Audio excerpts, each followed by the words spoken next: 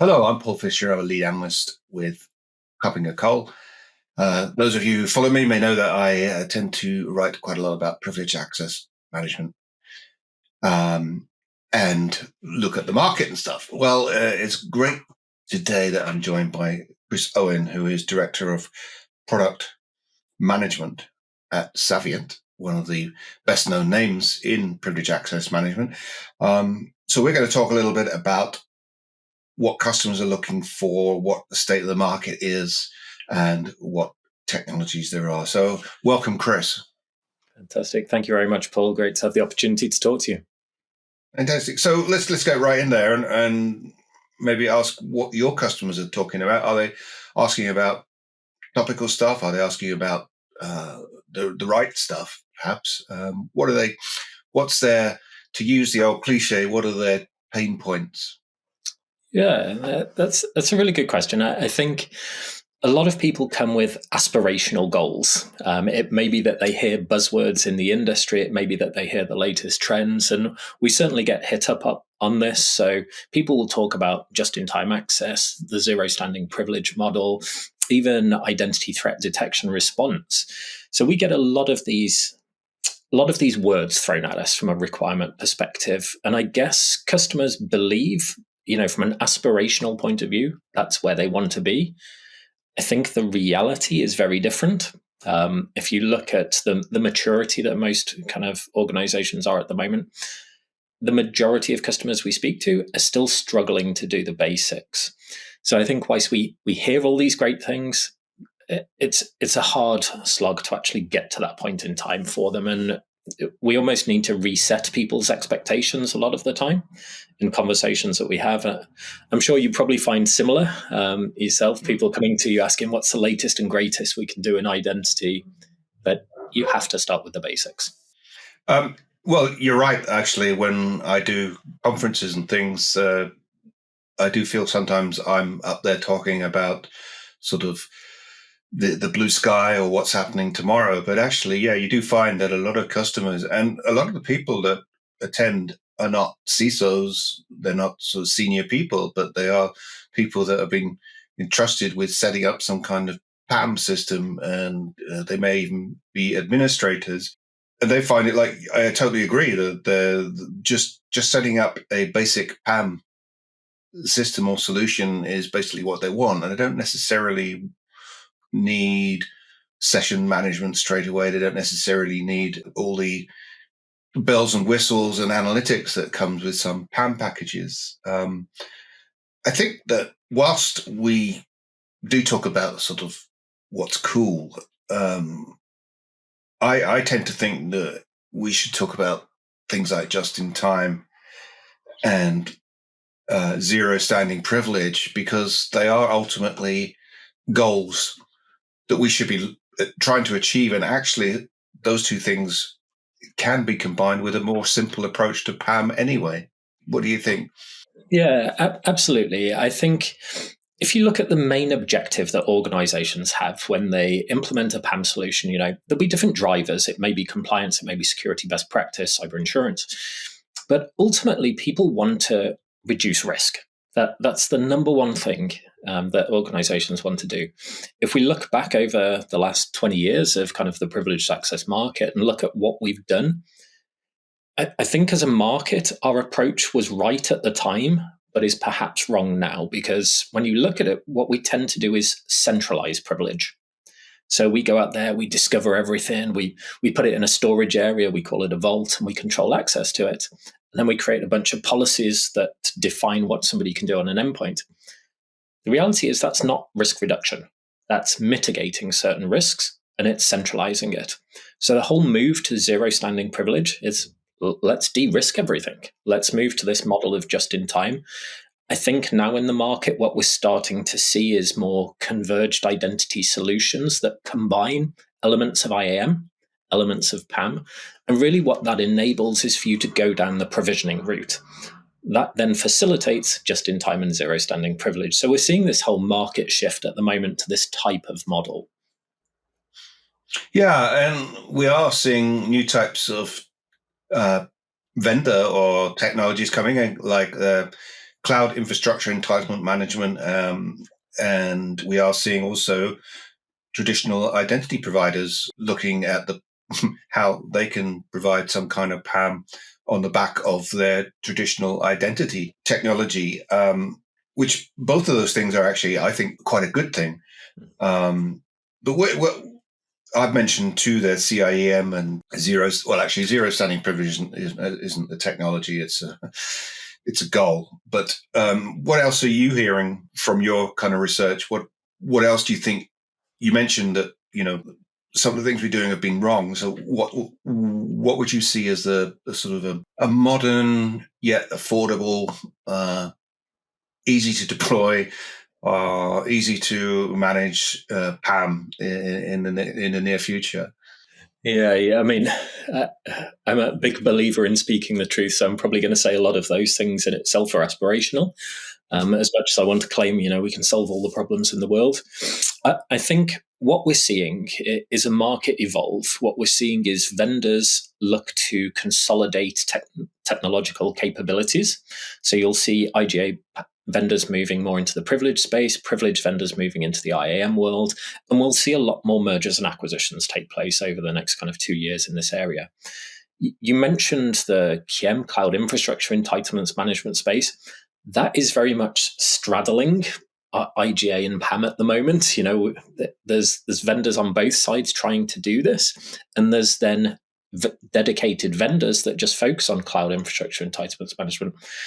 I think we've got to look at this from a value perspective. Entitlements management is really the new battleground for PAM, simply because of cloud and how the permission structure works there. So what we're also likely to see is the world of cloud security posture management and ITDR come together as well, all under this single converged platform that really looks to provide identity-based security controls. And it shouldn't matter whether it's HR integration, ERP integration, or privilege. It's all one and the same thing, because ultimately our data is everywhere now. I would say the one anomaly in the market is DevOps and secrets management. That is, I like to call it the elephant in the room, because the reality is these identity platforms don't lend themselves to being in line in the developer path. It just adds too much friction. I think what we will get to is a point in time where at the moment, PAM vendors have a vault. Customers leverage that vault. I think we'll get to a point in time where customers actually have many vaults, and ultimately a vault is just a storage area. So I think we'll have this one-to-many relationship, and that many will be based on the use cases within the customer environment. Yeah, I mean, there's an awful lot you said in that just then, and I kind of have posited this idea of not just one PAM, but lots of PAMs sitting in different parts of the organization. So I agree with you there. And you could call it a vault, or you can call it mini PAM, you can call it secrets management of some sort. But it's a very good statement here that I think came from your company, that the market may have the approach wrong. If we're still 15 years into maturity and organizations still cannot get on top of privilege. And it's interesting in at least the 4 years that I've been covering PAM for Koppinger, that unlike most identity markets or cybersecurity markets, the number of vendors keeps expanding rather than getting smaller. And although there's M&A and things like that happening, and yet when I did the first Leadership Compass, I think there was something like 20 vendors. The last one was 26. And likely there'll be the same in the next one. So that suggests the market is still in a huge flux, even after 15 years of development. And it seems to be all up for grabs. Absolutely. And I think that leads, to what you said about the statement at the start. I think as a market, we've solved the problems of old, or we thought we had, and we did what we thought was the right approach at the time. But I think now that approach is clearly wrong. And I think we as an industry need to pivot. We need to move away from this centralization of credentials, that there's just no need for it. It's not solving the problem. But if we look at where customers get stuck, they're not moving past the basics of discovery. Where is all this privilege? How do I onboard it? How do I know what I can cut out? If people are stuck there, We can't do all these fancy use cases looking at, what are my entitlements in the cloud, go and discover them, tell me the risk, onboard them, and look at technologies such as AI, ML to help us move forward. We need to go back to the basics, onboarding, discovery, cut out the weeds, and we can use technology to help us cut out the weeds and move to this zero standing privilege model. Do you think we might even get to a situation where there's no such thing as privileged access because everything will be assessed just in time and on a need basis, sort of attribute based? So the identity would have attributes attached to it that say it needs to do this and that. And then you decide whether it's privileged or not because the action becomes privileged rather than the identity. So we might end up with not even calling it privileged access management It in the could near be future. entirely classified as access management. And when you think about access to sensitive data, that's what we're protecting. This is no longer about IT administrators and servers, because even that concept could go away in the next kind of 5 to 10 years. So we definitely have to look at our approach. We definitely have to think about business users accessing sensitive data, how they go about that. But absolutely, let's get rid of privilege. That solves a major problem. Let's create this just-in-time model for every type of access we have. Yeah.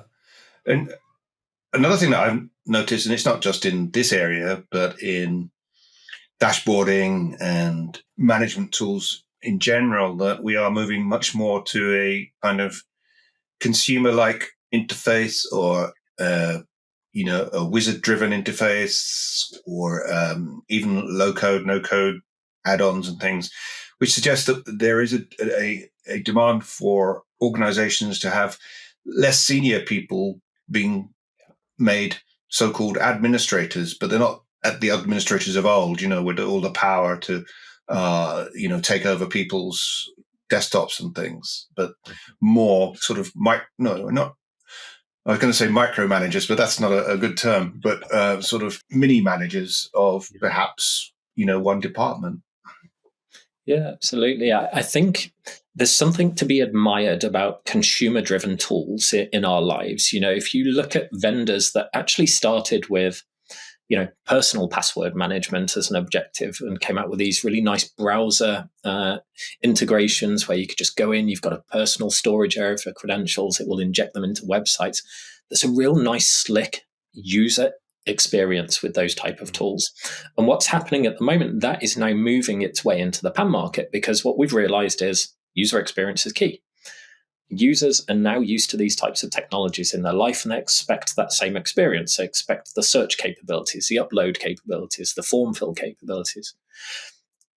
PAM has never focused on the user experience, I don't think, in reality. We've focused on a use case and let's get somebody there. And it's always been about the technology side of things, never the experience. So we ourselves, we're redesigning our entire UI for PAM just because of this reason. And we'll see consumer-based tools moving into the privilege space. That's happening already. And they're doing a really good job of it. So it's a threat to the industry.